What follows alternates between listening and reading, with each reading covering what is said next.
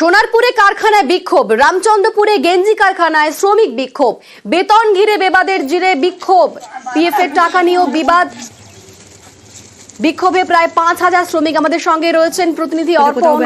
কি দাবি করছেন শ্রমিকরা, কি বলছেন তারা?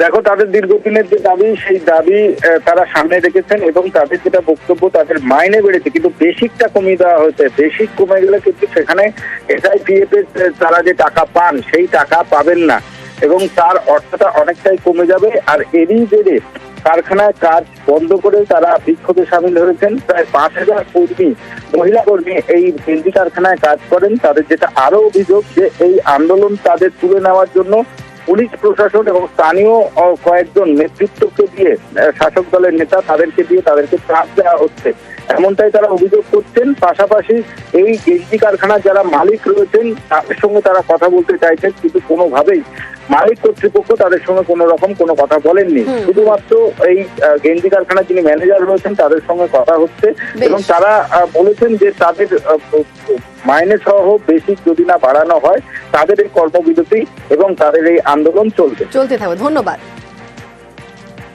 মানে আমাদের মাইনে নিয়ে ঝামেলাটা হচ্ছিল, হতে হতে এখন ওরা বেসিকটা কমিয়ে দিয়েছে, মাইনে বাড়িয়েছে এবং বেসিকটা কমিয়ে দিয়েছে।